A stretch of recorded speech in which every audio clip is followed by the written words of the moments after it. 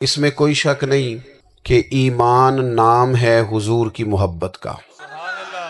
محبت مصطفیٰ کریم صلی اللہ تعالی علیہ وسلم ایمان کی جان ہے، اور یہ دین اسلام کا بہت بڑا انعام ہے کہ وہ کہتا ہے کہ حضور سے پیار کرو، اس لیے کہ جب نبی پاک سے محبت ہو جاتی ہے تو زندگی ویسے ہی آسان ہو جاتی ہے۔ اے عشق تیرے صدقے جلنے سے چھٹے سستے، جو آگ بجھا دے گی اب وہ آگ لگائی ہے۔ کیا ہوتا ہے کہ انسان کے لیے زندگی آسان ہو جاتی ہے۔ میں نے عرض کیا تھا کہ پتہ ہی نہیں چلتا کمانڈر ان چیف کون ہے۔ اللہ آپ کو سلامت، ٹھیک ہو گیا جی، اب آنے دیں دوستوں کو، بیٹھ جائیں جی، آپ لوگ آگے نہ ہو، پیارے بیٹے بیٹھ جاؤ جہاں جگہ نہیں، آپ اس طرح بھاگے دوڑے تو نانا، محفل میں آئیں، اس کا ادب کا خیال کریں، آپ تشریف رکھیں، بس بیٹھ جائیں جہاں جگہ مل رہی ہے۔ جو دوڑ کے آ رہے ہیں یہ اطمینان سے آئیں گے تو باوقار لگیں گے۔ اللہ آپ کو سلامت رکھے، برکت دے، ماشاءاللہ، اللہ تعالیٰ آپ کو برکات دے۔ اوہو، یہ اتنا مجمع کنٹرول نہیں ہوتا، کوئی بات نہیں، وہ انجی ہوتا ہے ہر روز تھا۔ نعرہ تکبیر، نعرہ تکبیر، نعرہ رسالت، نعرہ بس جی رسالت۔ بیٹھ جائیں، اب تشریف رکھ، جلدی سے بیٹھ جائیں جی، آپ جو کھڑے ہیں یہ غلط کر رہے ہیں، ایک سیکنڈ سے پہلے بیٹھ جائیں، فٹافٹ فٹافٹ، فیصلہ کرنے میں اتنی دیر؟ لو جی ماشاءاللہ ٹھیک ہو گیا۔ اب آپ توجہ، بولے نہیں جی، اب بولنا سوء ادب ہے، بولے نہیں، بڑی مہربانی، اطمینان سے بات سنیں۔ نبی پاک علیہ السلام کی جو محبت ہے نا، وہ انسان کے لیے زندگی کو آسان کر دیتی ہے۔ حضور سے پیار ہوتا ہے نا تو بندہ نفرت کرنی ویسے ہی چھوڑ دیتا ہے۔ حضور سے پیار کرتا ہے، ہرس ہوس لالچ ویسے ہی نکل جاتا ہے۔ جب حضور سے محبت ہو جاتی ہے، نماز پڑھنا، درگزر کرنا، درود شریف پڑھنا، قرآن پاک پڑھنا، دین کی خدمت کرنا، حتیٰ کہ جان دینا بھی آسان ہو جاتا ہے۔ نبی پاک علیہ الصلوۃ والسلام کی محبت انسان کو کبھی بھی پریشان نہیں ہونے دیتی، الجھنے نہیں دیتی، تازہ دم رکھتا ہے حضور کا پیار۔ شرط یہ ہے کہ محبت صحیح ہو، اصلی ہو، باطن میں ہو۔ یہ آپ کے ذہن کے اندر کبھی بھی کسی بدبو کو نہیں آنے دے گی، طبیعت کو تازہ دم رکھے گی، سکون میں رہیں گے۔ لیکن نبی پاک علیہ السلام کی محبت کے کچھ تقاضے ہیں، ان تقاضوں کو سمجھنا پڑے گا۔ بالخصوص امت اس وقت جس جگہ پہ کھڑی ہے، آپ دیکھیں کہ اتنی بربریت اور اس جیتے جاگتے دیکھتے ماحول میں کہ جس میں ہر چیز کیمرے کی آنکھ دیکھ رہی ہے، اس میں اس قدر زیادہ اسرائیل کی جارحیت، اس کے جواب میں دو تین تازیانے ہیں وہ سمجھنے والے۔ ایک ہے کہ میں کوئی جذباتی بات کروں گا، آپ اس کی تائید کر دیں گے۔ ایک ہے کہ پہلوؤں پر غور کرنے کا وقت ہے کہ اتنے کٹھن ماحول میں بھی اگر مسلم امہ کے لیڈر بیدار نہیں ہو رہے تو آپ کو پس منظر سمجھنا پڑے گا کہ ہم نے نبی پاک کی محبت کے تقاضوں کو نہیں سمجھا۔ حضور سے محبت ہے نا تو پھر نبی پاک کو تو سادہ طرز زندگی پسند ہے، حضور کو تو پسند نہیں ہے۔ اللہ کے محبوب نے تو دعا مانگ کے فقیری لی اللہ تعالیٰ سے۔ آپ کو پتہ ہے جب بندہ بہت زیادہ آسانیوں میں چلا جاتا ہے، بہت زیادہ اس کے پاس سہولیات ہو جاتی ہے، اس کا مرنے کو دل نہیں کرتا۔ خود نبی پاک علیہ السلام نے فرمایا قیامت کے قریب کافر تم پر جھپٹیں گے جس طرح بھوکے لوگ کھانے پر جھپٹتے ہیں۔ حضور کیوں، ہم تھوڑے ہوں گے؟ فرمایا نہیں، تمہیں دنیا سے محبت ہو جائے گی اور موت تمہیں بری لگے گی۔ اتنے بڑے بڑے بنگلے، عالی شان محلات، کس کا چھوڑ کے مرنے کو جی چاہتا ہے معاذ اللہ۔ نبی پاک کی محبت کا تقاضا سمجھو، ایسا نہیں کہ وہاں دولت آئی نہیں۔ حضور تو فرماتے ہیں کہ اللہ نے خزانوں کی کنجیاں میرے ہاتھ میں رکھ دی ہیں، لیکن میں نے عرض کیا مالک ایک وقت روٹی دینا اور ایک وقت کا فاقہ دینا۔ کنجیاں خزانوں کی اللہ نے دی۔ جب تک آپ اپنا طرز زندگی، یہ جو بہت دنیا کا پیار ہے نا، بہت زیادہ مرنے کی ہرس، یہ بہت زیادہ جینے کی ہرس، تو اللہ تعالیٰ نے قرآن پاک میں یہودیوں کا طریقہ بیان کیا کہ وہ کبھی مرنے کی تمنا نہیں کریں گے کیونکہ جینے کی ہرس رکھتے ہیں۔ نبی پاک علیہ السلام کے غلاموں، طرز زندگی جب تک سادہ نہیں ہوتا اور جب تک یہ دنیا کے جھمیلوں سے کسی کو دولت دے کر پیچھے کر دیا جاتا ہے، کسی کو عہدہ دے کر چپ کرا دیا جاتا ہے، کسی کو اقتدار دے کر چپ کرا دیا جاتا ہے، رسول اللہ صلی اللہ علیہ وسلم کے سچے غلام، انہیں ایک بات کی سمجھ آ گئی تھی کہ ہمیں ہمارے رب نے کہا ہے قل ان کنتم تحبون اللہ فاتبعونی یحببکم اللہ، اے محبوب آپ ان سے فرما دیں اگر رب سے محبت کرنا چاہتے ہیں تو آپ کی پیروی کریں، اللہ خود ان سے محبت فرمائے گا جب رب بھی ان کا ہو جائے گا، جب رب بھی ان کا کی محمد سے وفا تو نے تو ہم یہ جہاں چیز ہے کیا، یہ لوح و قلم تیرے ہیں، اس کا کیا مطلب ہوا؟ لوح و قلم، قلم لکھتی ہے نا تقدیریں، مقدر فیصلے، تو لوح و قلم تیرے ہیں، اس کا مطلب یہ ہے کہ پھر رب کریم تیرے اوپر فضل کرے گا، اور وہ جن فیصلوں کی امت کو دیانت سے چاہت ہے اللہ اپنے فضل سے وہ فیصلے فرمائے گا۔ جب تک زندگی حضور کی غلامی کی طرف نہیں جاتی وہ اللہ تعالیٰ کی تائید نہیں پاتی۔ حضرت عبداللہ ابن حذافہ رضی اللہ تعالیٰ عنہ کو رومیوں نے قید کر لیا تھا، اور جب رومی آپ کو قید کر رہے تھے، پکڑ رہے تھے، جنگ میں کچھ موڑ ایسا آ گیا کہ بظاہر مسلمانوں کے قدم پیچھے ہٹ رہے تھے، تو 1000 آدمی نے 100 آدمی نے مل کے آپ کے گرد گھیرا ڈالا اور بڑی مشکل سے آپ کو گرفتار کیا۔ جب بادشاہ کے سامنے لے گئے نا تو بادشاہ سے اس کا سپہ سالار کہنے لگا کہ بندہ ضائع کرنے والا نہیں، یہ بات سمجھیں آپ، ہماری طبیعت کے مطابق جو بندہ پورا نہیں اترتا ہم ضائع کر دیتے ہیں، حالانکہ اگر آپ کو مخالف صف میں بندہ کام کا نظر آئے تو آپ غور فرمائیں کہ یہ ہمارے قافلہ محبت میں کیسے شامل ہو سکتا ہے، اس کے لیے جد و جہد کریں تاکہ اس سے کام لیا جا سکے۔ اس نے کہا، روم کے بادشاہ نے، بندہ ضائع کرنے والا نہیں۔ وزیر نے کہا بادشاہ سے، اس نے کہا کیا کریں؟ کچھ ایسا کریں کہ یہ معاذ اللہ ہمارے دین میں آ جائے، اور قرآن مجید نے واضح کہہ دیا ہے کہ یہودی اور عیسائی تم سے راضی نہیں ہو سکتے حتی تتبع ملتہم، جب تک کہ تم ان کے دین کی پیروی نہ کرو، ان کو کسی طریقے سے معاذ اللہ عیسائی بنایا جائے۔ تو بادشاہ کہنے لگا 2-3 چیزیں ہیں جس سے کوئی بندہ بھی خریدا جا سکتا ہے، کر لیتے ہیں بات۔ اس نے سب سے پہلے حضرت عبداللہ ابن حذافہ سے کہا کہ جتنے پیسے آپ کہیں گے آپ کو ملیں گے، آپ اس دین میں آ جائیں معاذ اللہ۔ تو حضرت عبداللہ ابن حذافہ نا، کچھ لوگ بڑے سیانے ہوتے ہیں، بردبار ہوتے ہیں، بعض باتوں پر غصہ نہیں کرتے، ہنستے ہیں۔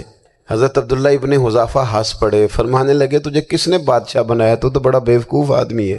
اس نے کہا کیا مطلب؟ فرمانے لگے نادان، میں تو تلوار لے کے میدان میں آیا ہوں، مجھے دولت کمانی ہوتی میں تجارت کرتا، میں تجارت نہیں کر رہا، میں تو شہادت کے لیے نکلا ہوا ہوں، اور تو مجھے کہہ رہا ہے پیسے لے لے، کو عقل کی بات کر۔ اس نے دوسری بات کی، اس نے کہا کہ میں بادشاہ ہوں، میرے نیچے جتنے بھی عہدے ہیں، وزیر، مشیر، وزیر خزانہ، جو آپ عہدہ کہیں گے آپ کو دے دیا جائے گا، آپ اس طرف آ جائیں۔ تو حضرت عبداللہ ابن حذافہ کہنے لگے پھر کہتا ہوں تو بڑا نادان ہے۔ فرمانے لگے میں حضور کا صحابی ہوں، اور صحابی ہونے سے بڑا عہدہ دنیا میں ہے ہی کوئی نہیں۔ صحابہ وہ صحابہ جن کی ہر صبح عید ہوتی تھی، خدا کا قرب حاصل تھا، نبی کی دید ہوتی تھی۔ کہا تو مجھے لالچ دے رہا ہے۔ اب انہوں نے ایک نئی چال چلی۔ وزیر کہنے لگا کہ میں ایک اور طرح سے معاذ اللہ کوشش کرتا ہوں پگھلا دینے کی۔ آپ اندر کمرے میں قید تھے تو وہاں ایک خاتون کو بنا سنوار کر بھیج دیا گیا۔ دوستو یاد رکھنا، تگڑا اور مضبوط جوان پتہ کون ہوتا ہے؟ جس کی نظریں پوری طرح اس کے کنٹرول میں ہوں، یہ علامت جوانی ہے۔ جس آدمی کا پوری طرح، 2 لوگ دنیا میں کبھی کوئی کارنامہ سر انجام نہیں دے سکتے، ایک جو حرام کھاتا ہو، ایک جس کی نظر ناپاک ہو۔ محمد بن قاسم جب یہاں آئے تھے نا تو ایک دن بڑے پریشان تھے، تو ایک بزرگ کہنے لگے آپ کیوں پریشان ہیں؟ کہنے لگے راجہ دہر سے مقابلہ ہے، اور ہماری فوج تو سندھ کے رستے بھی نہیں جانتی، زبان بھی نہیں جانتی، لڑیں گے کیسے؟ 2-4 دن کے بعد ان بزرگوں کی دوبارہ محمد بن قاسم سے ملاقات ہوئی تو بڑے خوش تھے۔ کہا اب آپ کیوں خوش ہیں؟ کہنے لگے وہ میرا مقابلہ نہیں کر سکتا، میں نے تحقیق کر لی ہے۔ کہا کیوں؟ کہنے لگے نظر کا گندہ ہے، اور جو نظر کے گندے ہوتے ہیں وہ میدانوں میں ٹھہرا نہیں کرتے۔ میدان کے لیے نکلنے کے لیے پاک جوانی کی ضرورت ہوتی، تطہیر مزاج ہونا ضروری ہوتا ہے، پاکیزہ افکار اور سچی اور سچی ستھری سوچوں کا ہونا ضروری ہوتا ہے۔ اس لیے فرمایا کہ میرا مقابلہ نہیں کر سکتا۔ حضرت عبداللہ ابن حذافہ کمرے میں تھے تو وزیر کی بیٹی اندر سجی سنوری پہنچ گئی۔ جیسے ہی آپ نے اس کفر کی چال کو دیکھا تو تیمم کر کے نفل شروع کیے۔ وہ ساری رات بیٹھی رہی، رب کا بندہ ساری رات عبادت کرتا رہا۔ عبادت بڑا سہارا ہے، مصلی بڑا سہارا ہے اللہ کے بندوں۔ صبح دروازہ کھولا، وزیر نے اپنی بچی سے پوچھنا چاہتا تھا رزلٹ کیا نکلا، تو وہ کہنے لگی پیچھے ہٹ جا، اب تیرا میرا تعلق کوئی نہیں، میں نے نبی پاک کا کلمہ پڑھ لیا۔ اس نے کہا میں نے بھی زمانہ دیکھا ہے، پر یہ کیا لوگ ہیں، کستوری کے بنے ہوئے، سندل سے دھلے ہوئے، کہ میں ساری رات کمرے میں رہی اور 100 اور 1000 آدمی جس جوان کا مقابلہ نہ کر سکے، اتنا طاقتور جوان کمرے میں رہا اور اسے نظر اٹھا کے نہ دیکھا۔ او کچا رنگ للاری والا جڑا چڑھدا تے لیندا رہندا ہے، اے عشق تیرے دا رنگ محمد چڑھیا پھیر نہیں لیندا۔ سبحان اللہ۔ میں کہا ایک دفعہ نظر اٹھا کے نہیں دیکھا، کمال ہو گئی۔ اتنے بڑے لوگ، اتنی بڑی سعادت مندی، فیروز بختی، معاملہ فہمی، حد ہو گئی۔ اللہ اکبر۔ دوستو، بادشاہ جب پوری طرح ہار گیا نا، اس نے کہا مار دو۔ تیل گرم کیا ایک کڑاہی میں، اور جب آپ کو اس میں ڈالنے لگے تو آپ کی آنکھوں میں آنسو آ گئے۔ بادشاہ کا خیال ہوا شاید نرم ہو گئے ہیں، کہنے لگا روئے کیوں؟ فرمانے لگے سوچتا ہوں جان ہی ایک ہے، کتنا مزہ ہے اس کی راہ میں جان دینے کا، کتنی لذت ہے اس کے نام پر مرنے میں، کتنا لطف ہے۔ جے تو چڑھیا اتے دار بھی نہیں تے جے تو وکیا عشق بازار بھی نہیں، تے ایڈا سستا سودا پیار بھی نہیں، تے ایڈا سستا لبدا یار بھی نہیں۔ کئی جنگل گانے پیندے نی، کئی دوزخ لنگنے پیندے نی، جے او اس ملوں بھی مل جاوے، ایدوں سستا ہور بپار بھی نہیں۔ تے کچھ سمجھ نہ آوے لوکاں نوں وہ کادے نال شہید کرے، ڈٹھی یار دے ہاتھ تلوار بھی نہیں، پر او دا خالی جاندا وار بھی نہیں۔ وار بھی نہیں۔ کہنے لگے ایک جان ہے نا، تو دل کرتا ہے ہزاروں ہوتی تو ایک ایک کر کے محبوب کے نام پہ قربان کرتا، جب میرے پاس ہے ہی ایک، کروں کیا؟ حضرت عبداللہ ابن حذافہ رضی اللہ تعالیٰ عنہ جب روئے اور بادشاہ نے یہ بات سنی تو بادشاہ اٹھ کے کھڑا ہو گیا، سارے وزیروں مشیروں کو کہنے لگا تم نے کہا تھا نا بندہ ضائع کرنے والا نہیں، یہ بھی ضائع کرنے والا نہیں۔ کہنے لگا میرا ماتھا چومو، تم جیسے لوگوں کو قتل نہیں کرنا چاہیے، آزاد کرنا چاہیے۔ عزیز، اپنی زندگی سے نا یہ بہت زیادہ ہرس، ہوس، طمع، اور یہ کسی بات کی بھی ہو، ہرس صرف پیسوں کی نہیں ہوتی ہے، شہرت کی بھی ہوتی ہے، یہ بیماری انسان کو اقتدار کی بھی ہوتی ہے، تعریف کی بھی بیماری ہوتی ہے، یہ سارے نقص ہوتے ہیں لوگوں کو، اور معاذ اللہ بعض جبوں کبوں کے اندر بھی ہوتے ہیں، وہاں بھی پنپتے ہیں۔ اپنی زندگی جب تک اس سادگی میں نہیں لاؤ گے جو رسول پاک نے عطا فرمائی ہے، جب لوگ آسانیوں میں پوری طرح الجھ گئے تو پھر وہ دور ہوئے اور کفر چڑھ گیا۔ دوسری بات، اللہ کے محبوب صلی اللہ تعالی علیہ وسلم کی محبت ہم سے تقاضا کرتی ہے کہ ہم اس مشن کے لیے کام کریں جس مشن کے لیے رسول پاک نے کام فرمایا ہے۔ ہم سارے کام بڑی مضبوطی سے، سوچ سمجھ کے، تدبر سے، حکمت سے، تقاضوں کو مد نظر رکھتے ہوئے کرتے ہیں سارے کام۔ دین کے کام میں ہمارا مزاج نہیں ہوتا، او ہو جائے گا جی، آپ بسم اللہ پڑھیں جی، شروع کریں جی۔ آپ تقاضوں کو سمجھیں، چیزوں کو دبائیں نہیں، چیزوں پر غور کریں۔ کسی کے ذہن کی سطح پر سوال ابھرتا ہے، اس کا تسلی بخش جواب دیں۔ اپنی زندگی میں دین کے کام کے لیے اپنے آپ کو وقف کریں، اور دین کے کام کے بہت سارے پہلو ہیں۔ ہزاروں لوگوں کو قرآن پاک ٹھیک پڑھنا نہیں آتا، ہزارہا لوگ ہیں جو قرآن مجید کے مطالب سے آگاہ نہیں ہیں، دین کی بنیادی ضروریات سے لوگ نابلد ہیں۔ میں آپ کو کس طرح یہ بات سمجھاؤں کہ ہزاروں کی تعداد میں طلاقیں اس لیے ہوتی ہیں کہ مردوں کو طلاق کے مسئلے نہیں آتے، انہیں پتہ نہیں ہے کہ مجھے حقوق زوجین کے معاملے میں کیسے چلنا ہے۔ ڈھیر سارے گھروں میں تباہی اس لیے ہے کہ تربیت اولاد کا دینی منہج ہمیں نہیں پتا۔ اپنا حصہ ملائیں دین کے کام میں۔ ایک آدمی کو اگر تو نمازی کرنے میں کامیاب ہو گیا، تیری زندگی بدل گئی۔ وہ دین بیزار لوگ جو ہمارے بیچ بیٹھ کے ہماری نوجوان نسل کو پگڑی اور داڑھی کا نام لے کے بنیادی طور پر دین سے دور کرتے ہیں، ایسے نوجوانوں کو دین کا پیغام محبت دے کر دین کے قریب کرنا ہماری ڈیوٹیوں کا حصہ ہے۔ ہمیں ذمہ داری کا احساس کرنا پڑے گا، ہمیں یہ خاص قدم اٹھانا پڑے گا، توجہ دینی پڑے گی۔ مساجد، مدارس، میں آپ سے عرض کروں، اتنی ڈٹ کے مخالفت ہوتی ہے نا مدرسوں کی، اتنی ڈٹ کے۔ میں ادارہ چلاتا ہوں، اس کے چلانے میں جو مشکلات ہیں وہ تو ہم بتا نہیں سکتے آپ کو، اس لیے کہ میری قوم، میرا اس قوم سے تعلق ہے جو نعت خواں امیر کرنا چاہتی ہے، مدرسے نہیں۔ ہاں نقیب خطیب پیدا کرنا چاہتی ہے، شعر و شاعری کی زندگی کو پروان چڑھانا چاہتی ہے۔ فقط ہمارا ان لوگوں سے تعلق ہے جو لاکھوں کروڑوں روپیہ محافل پہ لگائیں گے، اور قاری صاحب بیچارے اگر مسجد کا کوئی ہونے والا کام کسی وقت بتا دیں گے تو وہ بڑی مشکل آ جائے گی ان کے لیے۔ یہ کیسے ہو سکتا ہے، آپ نے یہ ڈیوٹی بتا دی؟ مدارس، اور جتنا اہم رول دین کو پھیلانے میں مدارس اسلامیہ کا ہے، اتنی زبردست، لوگوں کا خیال ہوتا ہے میری طرح کے لوگ شاید کام کرتے ہیں، ڈیوٹی کرتے ہیں۔ یہ 10-15 لوگ آپ کو نظر آتے ہیں جو آپ کو کہیں میڈیا پر یا ادھر ادھر ڈیوٹی کرتے، مخلص لوگ اپنی جگہ پہ، وہ بھی بڑا ہی کام کر رہے ہیں، جو میڈیا پہ آ کے بھی اخلاص سے اور درد دل سے کو دین کی، ان کی بھی کسی بات کی حوصلہ شکنی نہیں، لیکن ہزارہا اساتذہ جو مدارس میں بیٹھ کے پڑھاتے ہیں، جنہوں نے وہ سارے لوگ تیار، آپ سمجھ نہیں سکتے کتنا بڑا کام۔ حفظ کا استاد جو ہوتا ہے نا، اس کی ڈیوٹی 24 گھنٹے ہوتی ہے فجر سے پہلے، اور اس نے بچوں کو اٹھانا ہے۔ تنخواہ تو ہم انہیں دینا نہیں نہ چاہتے جی، تنخواہ نہیں دی انہوں نے، ہم بھی مولوی امیر نہ ہو جان، مولوی نو تے سوٹ بھی 27ویں والی رات دے عید ہے تاکہ کدھر سوان کے عید والے دن پا نہ لوے، چونکہ 27ویں تو بعد تے درزی پھڑتا ہی کوئی نہیں، کیوں حضرت؟ ایسا ہی ہے نا، اس وقت تو نہیں نہ لیتا، تو ہم چاہتے ہیں مولوی ہماری مرضی کے ہماری طرح کا سوٹ نہ پہن لے۔ مدارس کی مضبوطی، آپ یہ دیکھ لیں، یہ صلاح الدین ایوبی کا تعلق بھلا کس چیز سے تھا؟ غوث اعظم کے مدرسے سے، حضور غوث اعظم کے مریدوں کی جماعت اس کے ساتھ شامل تھی۔ کون لوگ تھے جنہوں نے مدارس سے فیض پایا؟ رازی اور غزالی، حضور غوث اعظم، خواجہ اجمیر، یہ سب لوگ مدارس کے لوگ ہیں۔ کمزوریاں ہیں، غلطیاں ہیں، بہت ساری چیزوں کی اصلاح کی ضرورت ہے، لیکن یہ دین کا بہت بڑا قلعہ ہوتا ہے مدرسہ، لیکن اس کی مخالفت کی جاتی ہے۔ مجھے بتائیے، اگر مدرسوں میں کمزوریاں ہیں تو کالجوں یونیورسٹیوں میں نہیں ہیں؟ ہم نے کبھی مخالفت کی ہے بند کر دو سارے؟ لیکن لوگوں کا جب خیال آتا ہے، جب ہمارے ایک سابقہ وزیر صاحب تھے، سر راہ کسی دعوت میں میری ان سے ملاقات ہو گئی تو انہوں نے کہا مدرسوں کا کردار کیا ہے آج کے ماحول میں؟ میں نے انہیں کہا کہ مختلف کورسز آپ کراتے ہیں نا، تو اس کے لیے پھر مختلف ویکینسیز ہوتی ہیں، جہاں بچوں کو مدرسے کا کورس کرایا جاتا ہے تو استاد بننا ہوتا ہے، اس نے خطیب بننا ہوتا ہے، مسجد کی ڈیوٹی کرنی ہوتی ہے۔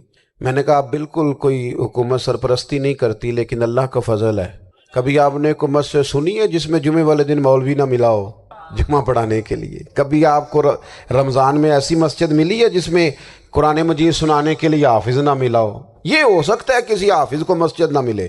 تو مدارس کے ذمے جو کام تھا، مدارس نے جم کے کیا ہے اور ڈٹ کے کیا اللہ کے فضل سے۔ اور مدارس کے لوگوں کو بھی کمزور نہیں پڑنا چاہیے، کبھی کسی وزیر، مشیر، مالدار کے روب میں نہیں آنا چاہیے، قطعاً نہیں۔ کیوں کہ یہ وہ عظیم لوگ ہیں، رسول اللہ صلی اللہ علیہ وسلم کے دین کے غلام، کہ ابھی ایک لفظ نہیں پڑھا ہوتا الف با تا سا، پہلے دن گھر سے نکلتے ہیں تو حضور فرماتے ہیں اللہ کے فرشتے ان کے پیروں کے نیچے پر بچھا بھی دیتے ہیں، پہلے دن اتنا بڑا اعزاز ملتا ہے۔ تو حضور کی محبت کا تقاضا ہے، دین کا کوئی کام کیا جائے۔ ایک خاتون مسجد نبوی شریف میں جھاڑو دیتی تھی، پر کوئی کام تو کرتی تھی نا۔ اور کس مسجد میں؟ جہاں 70,000 فرشتے صبح آتے ہیں، 70 شام آتے ہیں، اس مسجد میں وہ خاتون جھاڑو دیتی تھی۔ بخاری ہے، جب ان کا انتقال ہو گیا، صحابہ نے سوچا کہ حضور کو تکلیف ہوگی، بغیر بتائے جنازہ پڑھ دیا۔ حضور صبح تشریف لائے، تازی قبر دیکھی، اور محبوب وہ ہیں جو فرش پہ کھڑے ہو کے عرش کی خبریں دیتے ہیں۔ نبی پاک علیہ الصلوۃ والسلام نے فرمایا کہ مجھے اطلاع کیوں نہیں دی اس کے انتقال کی؟ یہ کرم دیکھو، کوئی ڈیوٹی تو کرتی تھی نا یار، پر خلوص سے، پر پیار سے، پر اللہ کو راضی کرنے کے لیے، پر درد دل سے۔ اور دین کی ڈیوٹیاں کرنے والے دوستو سنو، حضور صبح آئے، قبر کو دیکھ کر فرمایا مجھے کیوں نہیں بتایا؟ یا رسول اللہ آپ کو تکلیف دینا مناسب نہ جانا؟ تو قبر پہ کھڑے ہو کے حضور نے فرمایا صف بناؤ، میں دوبارہ جنازہ پڑھاؤں گا، صف بناؤ، میں دوبارہ جنازہ پڑھاؤں گا۔ کوئی ڈیوٹی تو۔ تیسرا تقاضا حضور کی محبت کا، سمجھو میں بس بڑی جلدی بات سمیٹنے لگا ہوں، حضور کی امت سے پیار کرو، یہ نبی پاک کی محبت کا تقاضا ہے۔ حضور اس بندے سے بڑے راضی ہوتے ہیں جو حضور کی امت سے پیار کرتا ہے۔ آپ کو پتہ ہے حضرت جبریل امین علیہ السلام نے معراج کی رات حضور علیہ الصلوۃ والسلام سے عرض کی تھی کہ اللہ کی بارگاہ میں عرض کیجئے گا میری بھی ڈیوٹی لگ جائے آپ کی امت کے ساتھ محبت کرنے پر۔ تو یہ کیوں کہا تھا انہوں نے؟ علماء نے لکھا اس لیے کہا تھا کہ حضرت جبریل بھی جانتے ہیں کہ حضور کی امت سے محبت کی بات کی جائے نا تو نبی پاک راضی ہوتے ہیں۔